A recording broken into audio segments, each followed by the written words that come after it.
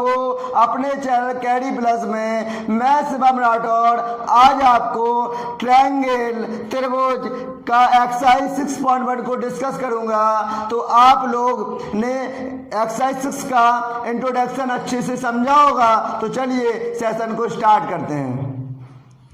Question पे चले। First question में क्या है कि सही शब्दों का प्रयोग करते हुए रिक्त स्थानों को भरिए। देखो पहला हमारा रिक्त स्थान है सभी व्रत होते हैं। तो सभी व्रत क्या होते हैं? सर्वांगसम होते हैं कि समरूप होते हैं। तो हमने कल भी बताया था, आज भी फिर देख लो। सभी व्रत का मतलब ये हमने एक व्रत सर्किल बनाया और एक सर्किल ये बना दिया, ये भी व्रत है, ये भी व्रत है, ये भी व्रत है। आप बताओ ये आपको सर्वांगसम दिख रहे हैं कि समरूप दिख रहे हैं? मान लो हम कहें इसकी रेडियस 2 है, इसकी 3 है और इसकी भी 3 है। तो क्या बताओ ये सर्वांगसम होंगे कि समरूप होंगे? हमने बताया सर्वांगसम सर्व अंक समान हो। सर्व अंक का मतलब क्या? ये हैंड है, मतलब एक आपकी जो चीज है वो दूसरे पे ढक जाए, कुछ ना देखे आपको, वो सर्वांगसम। जैसे हमने एक ट्रायंगल का एग्जांपल लेके आपको बताया था। देखो फिर से समझ लो कि ये है, ये ट्रायंगल इस पे हम रख दें तो देखो पूरा से ढक गया ना, तो ये सर्वांगसम है। अगर इसको और मैं इसको ले लूं, ये बड़ा वाला छोटा वाला, क्या ये सर्वांगसम होंगे? तो कहेंगे सर्वांगसम ये 3 है, मान लो कंडीशन। तो क्या सर्वांगसम होंगे? तो कहेंगे नहीं, समरूप होंगे। रूप, इनके रूप समान है, इसलिए ये क्या होंगे? समरूप। तो ये क्या हो जाएगा? सभी व्रत समरूप होते हैं। ठीक है, इसका आंसर समरूप हो गया। अब नेक्स्ट है सभी वर्ग। वर्ग देख लो, अगर मैं वर्ग की बात करूं तो देखो, तो सभी वर्ग भी क्या होंगे? देखो वर्ग क्या होता है? जिसकी सब लाइन बराबर हो। एक ये वर्ग है और एक ये वर्ग है। तो मान लो ये 2 है और ये 4 है। तो अब हमें ये बताओ क्या ये सर्वांगसम होंगे, समरूप होंगे? हाँ समरूप होंगे, इनके रूप समान है। सर्वांगसम बताओ एक जैसे हैं क्या? सब अंग समान, सारी कंडीशन समान होनी चाहिए। जैसे हम कहें ये मार्कर है, तो मार्कर क्या हो सकते हैं? तो मार्कर कहेंगे समरूप तो है ही, और सर्वांगसम ये बिल्कुल इसके क्या है? रूप भी समान है। लेकिन इस वर्ग में क्या है? इसके क्या सर्वांगसम नहीं हो सकता। क्या होगा? इसका आंसर होगा समरूप। सभी वर्ग समरूप होते हैं, समरूप होते हैं। अब तीसरा क्वेश्चन बात करें हम, सभी त्रिभुज समरूप होते हैं। कौन से त्रिभुज? समद्विबाहु। हमने आपको तब इंट्रोडक्शन ऑफ ट्रायंगल में समद्विबाहु, समबाहु, विषमबाहु सब अच्छे से समझाया है। जो बच्चे नए हो वो जाके डिस्क्रिप्शन बॉक्स में लिंक दी गई होगी, वो जरूर देखें। समद्विबाहु, समद्विबाहु मतलब जिसकी 2 भुजाएं समान हो। समबाहु जिसकी सारी भुजा 3 भुजाएं समान हो, वो क्या होते? समबाहु त्रिभुज। तो सभी समबाहु त्रिभुज समरूप होते हैं। तो क्या होगा इसका आंसर? इसका हो जाएगा समबाहु। सभी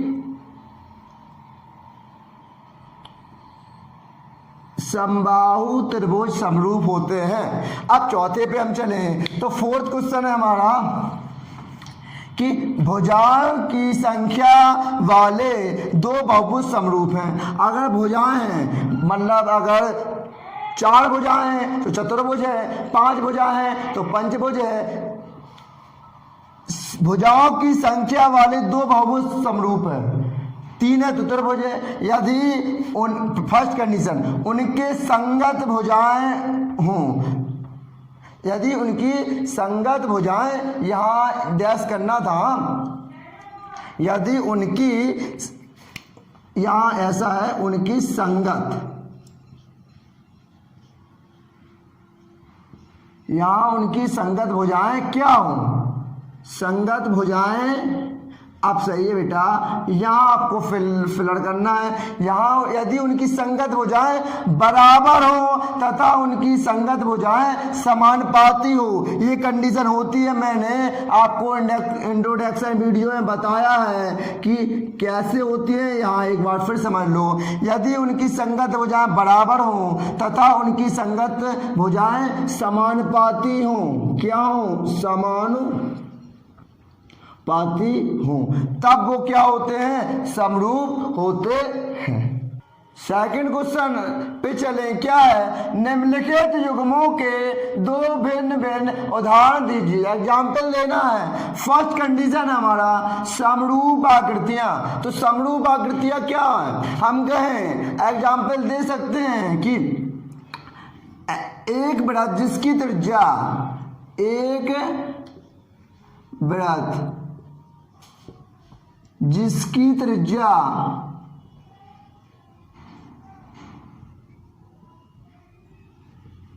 5 सेंटीमीटर हो,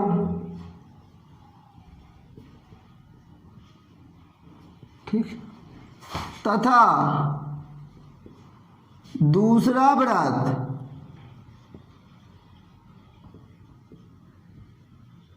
जिसकी त्रिज्या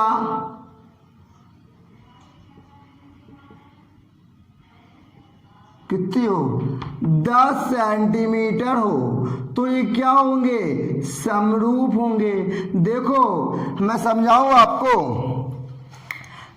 आप एक सर्किल बनाएं, देखो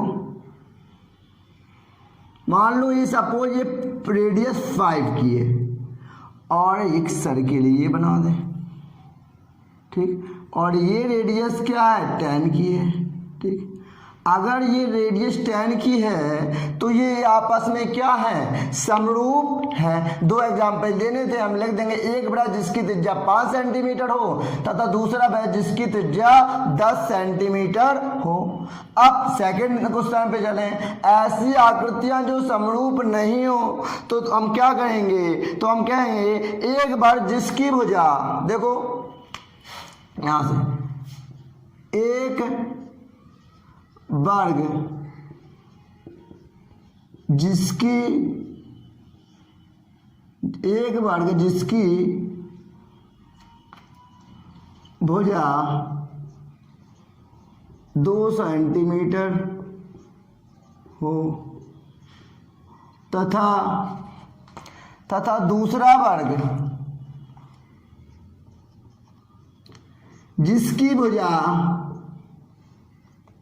5 सेंटीमीटर हो। कितनी, 5 सेंटीमीटर हो। अब देखो समझना, अगर मैं एक वर्ग बनाऊं जिसकी सारी साइड्स हो, देख रहे हैं ना आपको, ये 2 हो, कितना, 2 2 2 2, और एक वर्ग जिसकी सारी साइड्स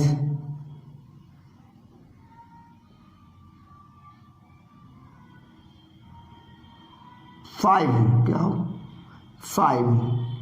अब हमें बताओ, आपको पता है कि समरूप की प्रॉपर्टी है आपकी कि इनकी साइड का जो रेशियो हो वो इक्वल हो। इनकी समरूप की साइड्स का रेशियो इक्वल होना चाहिए। तो देखो है, तो ये क्या है, ये ऐसी आकृतियां के समरूप नहीं है, ये समरूप नहीं है पर ये समरूप है। थर्ड क्वेश्चन है, बताइए कि निम्नलिखित चतुर्भुज समरूप है या नहीं। अब इसके देखो, ये PQRS ये दिया है, ये 1.5 सेंटीमीटर इसकी एक क्या है, साइड है, इसकी 3 सेंटीमीटर है। तो क्या है, 1.3, 1.5 और दूनी 3, सब इसका 2 मल्टीपल है, 1.5 दूनी 3 है। हाँ, तो इसका रेशियो तो समान आ जाएगा। लेकिन हमें ये बताओ, क्या इसके संगत कोण, ये तो देखो तब ये तो 90 होगा, ये भी 90 होगा, लेकिन क्या ये 90 होगा, ये 90 नहीं होंगे, ये 90 होंगे। भुजाएं तो बराबर मतलब कर लेंगे रेशियो में, बट इनके एंगल बराबर नहीं है। तो हम क्या लिखेंगे, इन आकृतियों के कोण बराबर नहीं है, इसलिए ये आकृतियां समरूप नहीं हैं। देखो लिखेंगे इन आकृतियों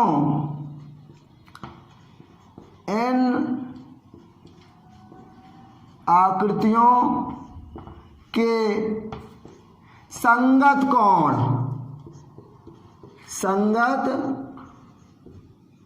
कोण बराबर नहीं है, बराबर नहीं है, इसलिए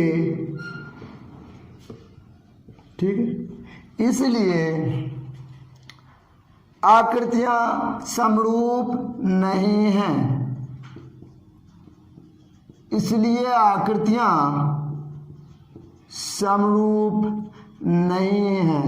हम कह रहे हैं, समझे कि इनके, हमने कहा आपको अभी ऑप्शन आया था, इसमें फोर्थ ऑप्शन था कि उन आकृतियों के कोण बराबर होने चाहिए। इनके एंगल क्या है, ये 90 है, ये बराबर नहीं है, इस कारण ये समरूप नहीं है। ये चैप्टर आपका 6.1 फिनिश हो गया। आई होप आपको अच्छे समझ में आया हो। अगर समझ में आया हो तो लाइक जरूर कीजिएगा और अपने दोस्तों तक ज़्यादा से ज़्यादा शेयर कीजिएगा। Thank you, thanks for the class.